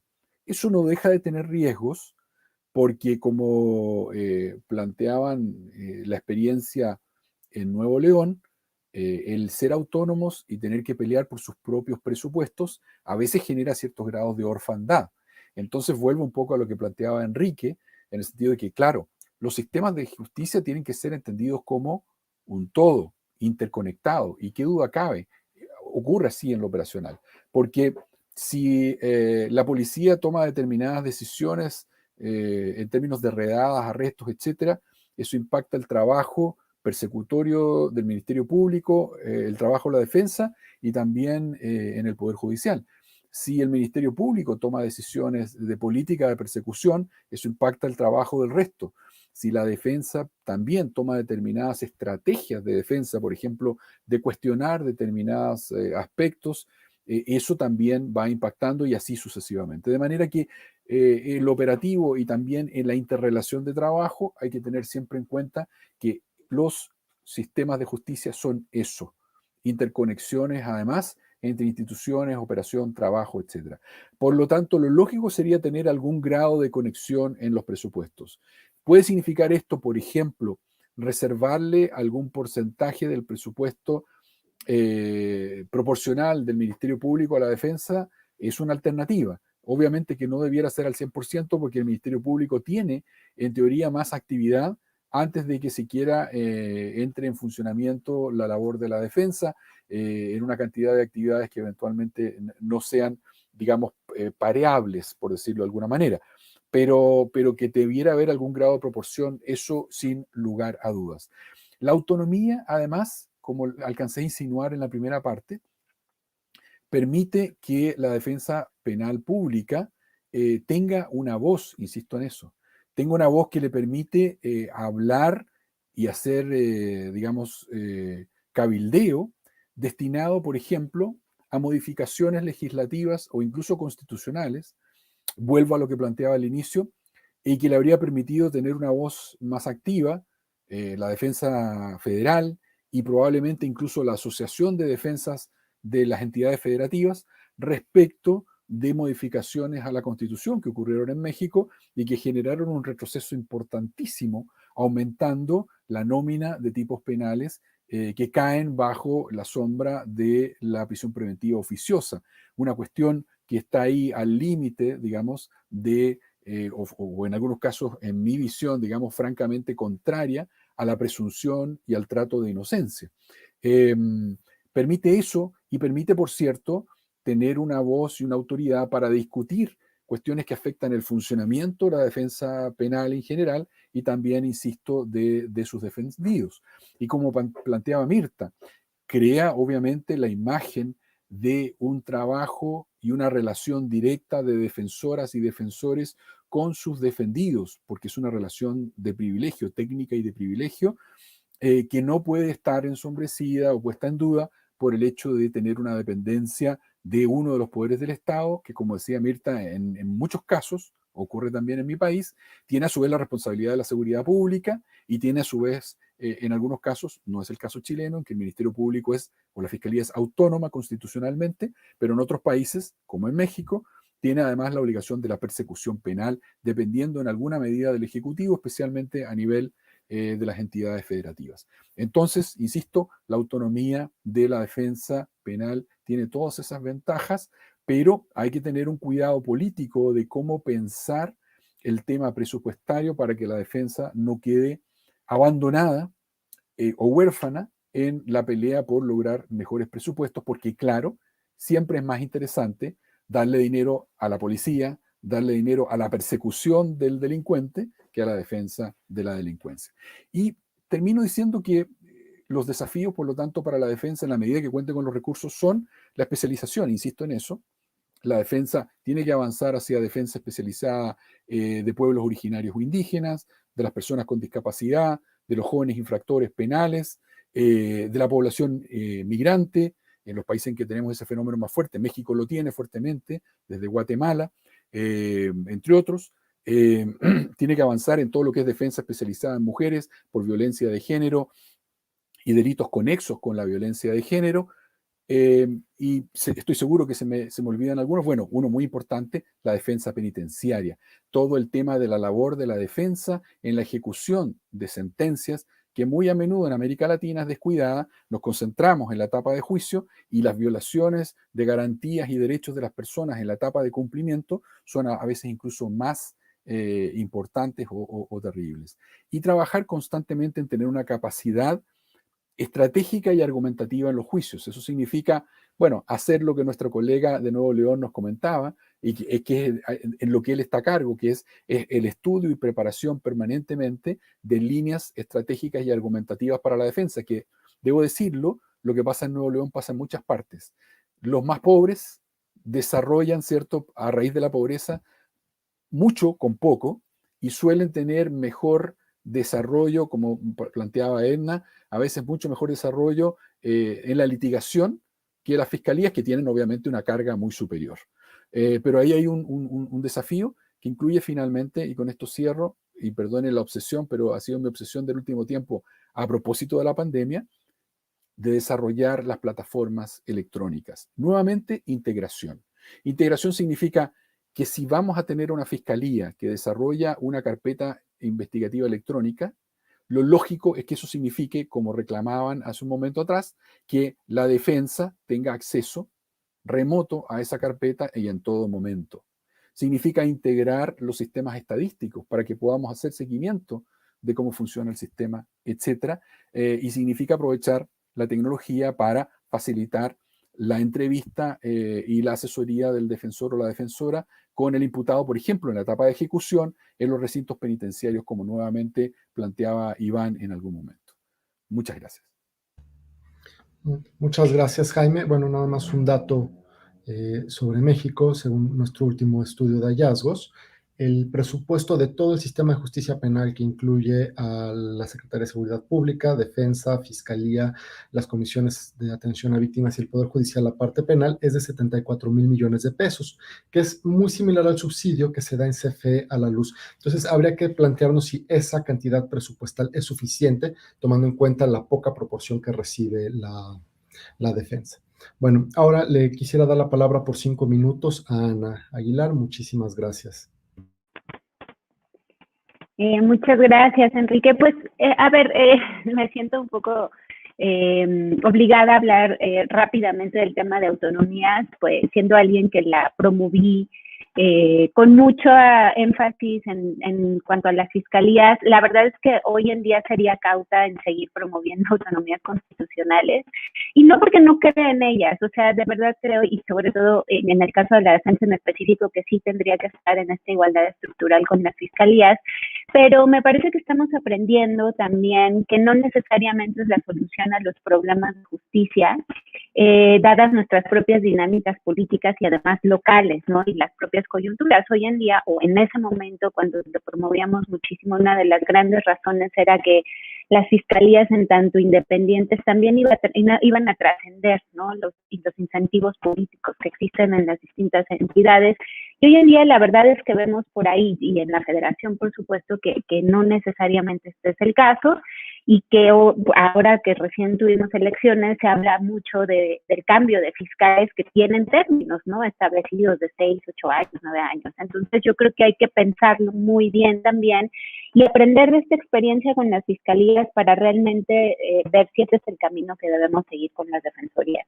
Pero no estoy en desacuerdo para nada en que la igualdad también debe estar en lo estructural y proporcionalmente pues también tener recursos suficientes para garantizar esta igualdad procesal. Yo solo diría también que creo que desde el inicio de la implementación de la reforma en México hasta la fecha, en cuanto a la defensa penal, tenemos muchos claroscuros. hay cosas buenas que han pasado, me parece que en específico los criterios que ha emitido la Corte no son demasiados, pero que hacen mucho énfasis en la importancia de la defensa material y junto con la formal, o sea, es muy importante que la defensa sea real y sea efectiva en todos los casos. Y estos criterios incluso se han trasladado a casos todavía vigentes del sistema anterior. Entonces, creo que ahí, digamos, hemos hecho buenos avances, pero para esto pues ya necesitamos pasar por el proceso, que es donde todavía tenemos muchísimas áreas de oportunidad. Vemos muchas diferencias todavía en el acceso que pueden tener defensores públicos y privados de manera diferenciada en los distintos estados. A veces es más fácil para la defensa privada, a veces es más fácil para la defensa pública. Pues como que no está totalmente homologado y consolidado, ¿no? Esos criterios y esos lineamientos de igualdad procesal que mencionaba en mi primera intervención. Creo que, y relacionado con el tema de las autonomías, seguimos estando sujetos a la voluntad política del gobierno en turno para que las defensas funcionen, ¿no? Independientemente de la estructura orgánica, de la posición orgánica que guarden, seguimos en eso. Entonces creo que hay que poner pues mucho cuidado, ¿no? También en eso, porque se rompen procesos, y creo que lo que decía Mirta era bien importante. Hay muchas cosas que construir desde las defensorías para asegurar, ¿no?, que esa institución funcione adecuadamente, que eso se refleje a su vez en lo procesal. También creo, y una cosa que me parece muy importante, es que tenemos en México unas violencias muy complejas, que han representado también retos bien importantes para las defensas. Y esto, por ejemplo, se ve muchísimo con la persistencia de la tortura, ¿no?, en México, como un mecanismo, ¿no?, que se sigue utilizando constantemente en las investigaciones, y algo con lo que tienen que luchar muchísimo las personas defensoras. En esto se necesita especialización, porque tenemos una ley completa especial sobre esto y no necesariamente se sabe utilizar este recurso. De ahí que también pues la manera en que organizamos a las defensorías públicas y la forma en que entendamos o que busquemos cómo también solucionamos el problema de que no tenemos unas formas de capacitación específica, consolidadas, homologadas para la defensa privada. La tenemos que hacer, ¿no?, para ver cómo logramos esta especialización para que pues no afectemos los derechos de las personas que se defienden. Y finalmente, lo último que mencionaría, y que sigue siendo un gran pendiente, y que de alguna manera lo referimos, y que con el tema de los colegios, las bajas, etcétera, es que el tema de responsabilidades en México sigue siendo un problema. Entonces, mientras no solucionemos desde la enseñanza jurídica las reglas y los estándares que deberían regirnos como abogados y abogadas, pues tampoco vamos a poder generar defensas efectivas, porque muchas veces los problemas que se dan no solo son los típicos sistémicos que nos puede arrojar un proceso penal desde el punto de vista de las desventajas que tiene la defensa, sino también la propia desventaja que es tener un mal abogado o abogada. Entonces, ahí creo que también es un punto en el que tenemos que trabajar en nuestro país, y de mi parte, pues ahí lo dejaré. Muchísimas gracias, Ana. Bueno, ahora le doy la palabra por 5 minutos a Claudio para que ya vayamos preparando el cierre. Gracias. Voy a tratar de ser muy concreto porque quise abarcar muchos temas en 10 minutos. Creo que hay que señalar, como les decía, la desigualdad procesal, y hay que tratar de atacar lo que a mi punto de vista son las cosas que se pueden solucionar más rápido.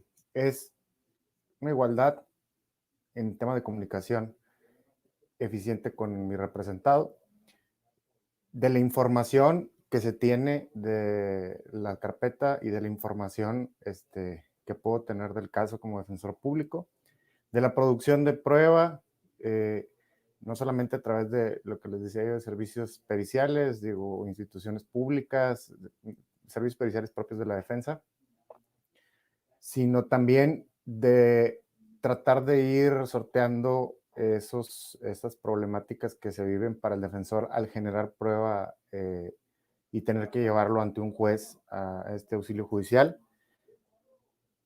El tema de la autonomía para mí sí es muy importante. Creo que Eso hace mucha diferencia. A lo mejor presupuestalmente no solamente es por eso, sino también es por la autonomía que tenga yo técnica y de decisión en mis casos. Creo que nunca hemos tenido una limitante o una presión de algún grupo o punto político para poder representar a alguien. Siempre lo hemos hecho a cabalidad. Y otra cosa que creo que también es muy importante ver es el tema de la tecnología. La pandemia nos enseñó que la tecnología es mucho la respuesta. Ahora en Nuevo León llevamos casi el 100% de las audiencias vía virtual. En algún punto estamos analizando regresar a lo mejor en juicios o en algunas etapas para hacerlo de forma presencial.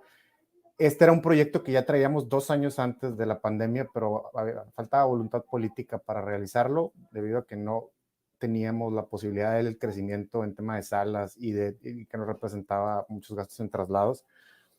Y cada vez que he visto que se pone la innovación tecnológica a trabajar a favor de la defensa pública, damos pasos agigantados. Ya se cuenta con expedientes virtuales, como les decía yo, por parte de la Fiscalía y del Poder Judicial. Estamos trabajando para coordinarnos con ellos y poder tener el acceso a esa información. Pero hay que apuntar hacia ese futuro, y en tema de económico no es tan costoso como pudieran ser otras soluciones, según mi experiencia.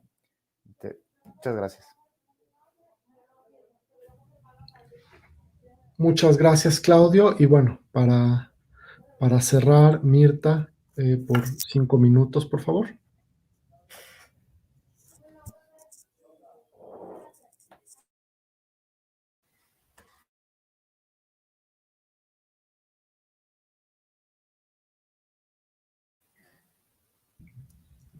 Perdón, creo que ya me escuchan ahí. Ya. Bien, básicamente para concluir, considero que de los puntos torales para garantizar una igualdad de armas por parte de la defensa pública y generar precisamente este contrapeso con el trabajo que realiza no solo la Fiscalía, sino los primeros actos de investigación a través del IPH y ahora este RND, que es el Registro Nacional de Detenciones, y que como bien lo comentaba Ana Dulce hace un momento, también tenemos que ser muy cautos y precisos precisamente en revisar el respeto a la dignidad, a la vida y a la integridad de las personas que son detenidas y puestas a disposición y retenidas en sede ministerial, porque desafortunadamente el tema de la tortura se ha incrementado y muchas veces las personas defensoras públicas no saben cómo proteger o cómo hacer valer de manera inmediata estos derechos en beneficio de las personas que representan. Entonces, este es un tema importante porque sí se necesita, en un primer punto, contar con suficiente personal, pero no solo que sea licenciado en Derecho, insiste, sino que tenga esta profesionalización, esta especialización y estos conocimientos mínimos básicos indispensables para poder precisamente garantizar oportunamente a través de audiencias de tutela o de cautela de garantías la protección de los derechos humanos y posteriormente tener un impacto incluso en un tema de exclusión probatoria por casos de tortura desde una audiencia inicial y saber cómo puedo actuar durante una audiencia preliminar, qué impacto va a tener mi investigación durante la investigación complementaria e incluso respuestas tan básicas como qué pasa si yo solicito en un momento dado entrevistar víctimas, testigos, agentes aprensores y el agente del Ministerio Público se opone y no me lo permite. Bueno, obviamente eso va dejando en desventaja a la persona imputada y pareciera en algún momento dado que solo bastaría la versión que se tiene dentro de la carpeta de investigación, que obviamente es aquella que está acusando y señalando como probable partícipe o responsable en la comisión de un hecho delictivo a la persona que represento. A partir de ahí, conociendo en un momento dado todas esas posibilidades tan amplias que nos da no solo la Constitución política, sino también los tratados internacionales, el propio Código Nacional de Procedimientos Penales, es que se puede generar una protección más amplia, que sumado a ello, si fortalecemos, coincido con Ana Dulce en el tema de sí a las autonomías, pero de una manera cautelosa, porque también tiene mucho que ver en cómo funciona una vez que se ha declarado un ente constitucionalmente autónomo, cómo funciona a través del perfil de la persona que lo dirige. Desafortunadamente, y lo digo con conocimiento de causa, en muchas defensorías públicas del país se tienen designados a titulares con un perfil altamente político, pero mínimamente de conocimiento de lo que implica ser un defensor o defensora pública y los alcances en la protección de los derechos y el acceso al respeto a la presunción de inocencia y debido proceso que tienen los imputados a través del ejercicio de su trabajo. Obviamente la Defensoría Pública es el contrapeso social y tiene que salir y alzar la voz precisamente cuando considere que hay causas injustas que socialmente están violentando derechos de las personas, porque la defensa pública es la que pone los límites de actuación y frena cualquier abuso de autoridad que pudiera llegar a darse desde un ente policial o desde un ente encargado de la dirección, administración y procuración de justicia, hasta el ente que puede resolver en un momento dado y dictar finalmente una resolución en favor o en contra de las personas. Es un tema todavía pendiente en la agenda. Sí, la reforma constitucional volvió a la vida a las defensorías públicas, les volvió a dar voz y fuerza a todos y cada uno de los defensores públicos y hay que aprovechar eso, pero seguir avanzando a través, insisto, tenemos una Asociación Nacional de Defensorías Públicas en México, que es la ANADP, y a través de ellos hacer fuerza precisamente para que, ¿por qué no? Se ha visto en un tema de profesionalización, hay algunas experiencias donde las y los defensores públicos están generando cursos de capacitación para que a futuro pudiéramos entrar a un tema de profesionalización también de la defensa particular y generar licitaciones o una defensa penal pública licitada, por así decirlo. Al parecer, cierro únicamente diciendo que hay una experiencia en Querétaro al respecto que ha dado buenos resultados, que es a través del proyecto Cosmos, y que a nivel nacional también ya se está hablando de homologar una certificación y profesionalización que avale estos conocimientos no solo teóricos, sino también prácticos, así como habilidades y competencias a través de un proyecto que ya está siendo promovido por diversas organizaciones y evidentemente apoyado por varios actores importantes de la sociedad civil que están buscando con inversión nacional e internacional generar una certificación para la justicia en México de las personas defensoras públicas para lograr profesionalizar y así garantizar una igualdad de armas. Eso sería todo. Gracias.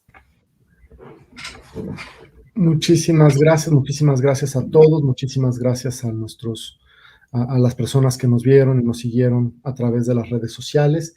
Pues creo que tenemos varios puntos que se pudieran rescatar como la base de una agenda para la discusión, ahora que inicia la discusión presupuestal.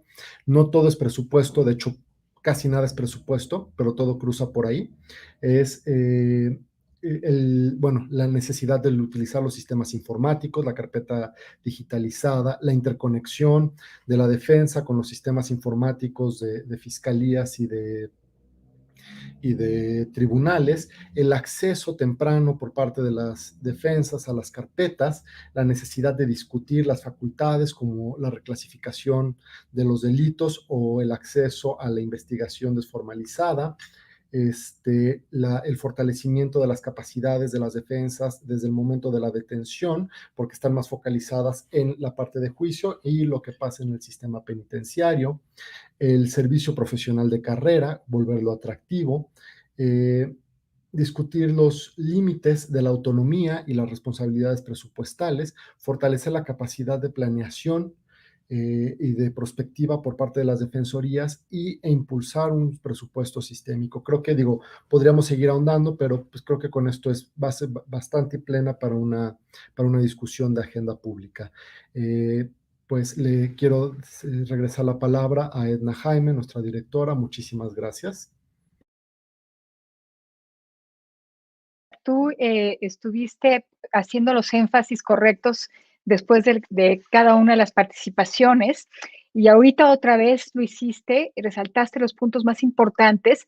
Yo creo que es sumamente relevante articular una agenda para fortalecer a las defensorías públicas, estar listos con la agenda, ya tener buenas reflexiones, discusiones muy bien sustentadas, para cuando se abra una ventana de oportunidad, estemos listos para presentar y decir, esto es lo que las defensorías públicas necesitan. Ciertamente es un eslabón en el que no siempre estamos pensando, pero creo que a todos nos quedó clarísimo esta mañana que sin igualdad de armas, sin una defensoría pública fuerte, no tenemos juicios justos. Sin juicios justos no tenemos debido proceso legal ni Estado de Derecho.